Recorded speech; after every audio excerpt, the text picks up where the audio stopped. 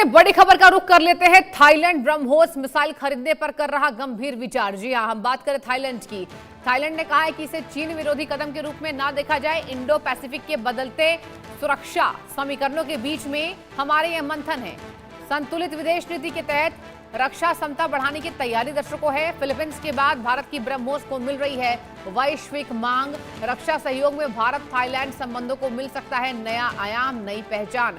ये बड़ी खबर। फिलीपींस के बाद भारत की ब्रह्मोस को लगातार प्रसिद्धि मिल रही है और भारत की ब्रह्मोस को लेकर वैश्विक मांग दर्शकों तेज हो रही है। यही नतीजा है कि अब साउथ ईस्ट एशिया में भारत का जो डंका है वो बजता नजर आ रहा है। थाईलैंड ब्रह्मोस मिसाइल खरीदने पर गंभीर विचार कर रहा है। जी हां, अब थाईलैंड से देखिए हमारे जो रिश्ते हैं वो भी ठीक हैं और अभी फिलहाल रिश्तों को और मजबूत करने की कोशिश तमाम होती नजर आई थी। अब इसी बीच ब्रह्मोस की जिस तरीके से डिमांड बढ़ना, जिस तरीके से पहचान बदलना, यहां पर यह साफ आ रहा है कि भारत का डंका जो है वो बज रहा है।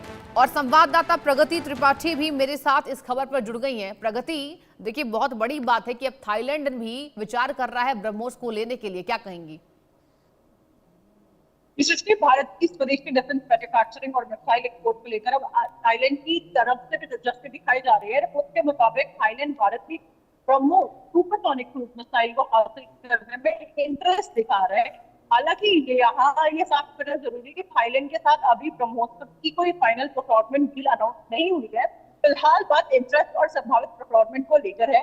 ब्रह्मोस भारत और रशिया के जॉइंट वेंचर ब्रह्मोस द्वारा विकसित की गई सुपरसोनिक क्रूज मिसाइल है। इसकी खासियत इसकी हाई स्पीड, प्रिसीजन और अलग अलग प्लेटफॉर्म से लॉन्च किए जाने की क्षमता है। ब्रह्मोस को land based, naval based, air launch configuration में इस्तेमाल किया जाता है और यही वजह है कि पिछले कुछ समय से साउथ ईस्ट एशिया के कई देशों की नजर ब्रह्मोस पर रहा है। भारत पहले भी फिलीपींस के साथ ब्रह्मोस का एक्सपोर्ट एग्रीमेंट कर चुका है।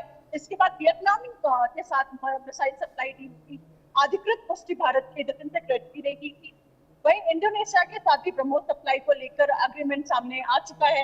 यानी साउथ ईस्ट एशिया में ब्रह्मोस की प्रेजेंस लगातार बढ़ रही है। आप थाईलैंड की रिपोर्टेड इंटरेस्ट पूरी कहानी को और भी ज्यादा इंपॉर्टेंट और महत्वपूर्ण बना देते हैं। थाईलैंड स्ट्रैटेजिकली बेहद इंपॉर्टेंट है क्योंकि अहम लोकेशन पर स्थित है।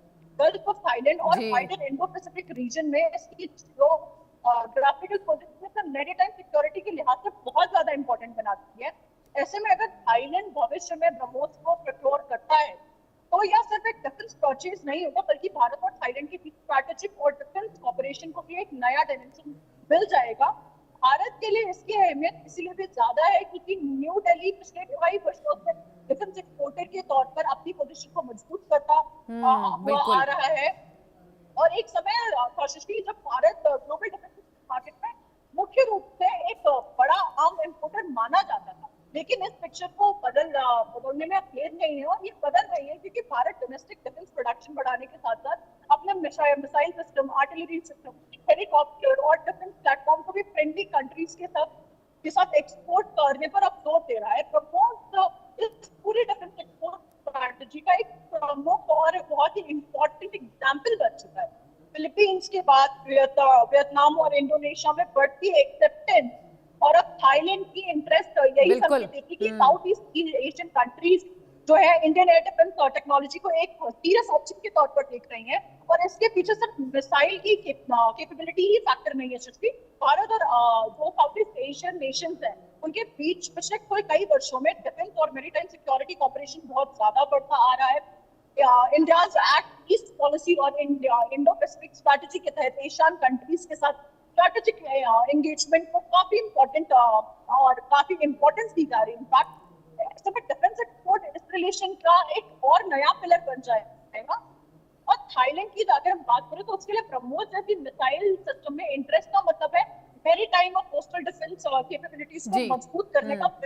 तो ब्रह्मोस की स्पीड और प्रिसिजन जैसे एंटी शिप और लैंड अटैक फोर्स के लिए बहुत इंपॉर्टेंट प्लेटफॉर्म बनाती है। हालांकि किसी भी संभावित थाई प्रोक्योरमेंट में फाइनल कॉन्फ़िगरेशन, रेंज, लॉन्चर और ऑपरेशनल रिक्वायरमेंट जैसी डिटेल आगे के नेगोशिएशन पर डिपेंड करेंगी। बट अभी जो सबसे इम्पोर्टेंट बात है कि थाईलैंड की तरफ से किसी भी फाइनल कॉन्ट्रैक्ट और कंफर्म परचेज घोषणा नहीं बिल्कुल। हुआ। और देखिए बट प्रगति, बातें थाईलैंड ने यह भी कहा, ब्रह्मोस को लेने में दिलचस्पी तो थाईलैंड ने दिखाई ही, अब वियतनाम फिलीपींस के बाद थाईलैंड की जो रुचि है, ये साफ कह रहा है बैंकॉक कि हमें इंडो पैसिफिक क्षेत्र में विदेश नीति को और मजबूत करना है। यानी कि आने वाले समय में जाहिर सी बात है प्रगति, ये भारत के लिए भी बहुत अच्छी खबर है। सुशील, भारत के लिए बहुत ही बड़ा सिग्नल है, क्योंकि साउथ ईस्ट एशिया में ब्रह्मोस को लेकर जिस तरह से इंटरेस्ट बढ़ रहा है और जो उससे भारत की डिफेंस मैन्युफैक्चरिंग और एक्सपोर्ट एम्बिशंस को बहुत ज्यादा बूस्ट कर रहा है। फिलीपींस से शुरू हुआ था ये ब्रह्मोस का सफर और इंटरनेशनल जर्नी अब वियतनाम और इंडोनेशिया तक पहुंच चुका है, और अब थाईलैंड जैसे दूसरे देशों की रिपोर्टेड इंटरेस्ट इस मिसाइल सिस्टम को ग्लोबल डिमांड की और ज्यादा बढ़ा रहे हैं। यानी भारत के लिए सृष्टि की बात करें तो ब्रह्मोस सिर्फ एक मिसाइल सिस्टम अब नहीं रह गया है, या भारत की growing defence manufacturing capability, strategic partnership और डिफेंस एक्सपोर्ट और एक्सपोर्ट एम्बिशन, या तीनों का एक बहुत बड़ा सिंबल बनता जा रहा है। और आने वाले समय में थाईलैंड के साथ प्रोक्योरमेंट अग्रीमेंट फाइनल होता है तो साउथ ईस्ट एशिया में ब्रह्मोस की फुटप्रिंट और ज्यादा मजबूत हो जाएंगे। सृष्टि, साथ जी है कि भारत की एक्ट ईस्ट पॉलिसी और सिर्फ डिप्लोमेसी ट्रेड तक स्पीकर नहीं रहेगी। बिल्कुल, बहुत अच्छी जानकारी प्रगति, बहुत बहुत शुक्रिया आपका तमाम जानकारी हम तक साझा करने के लिए।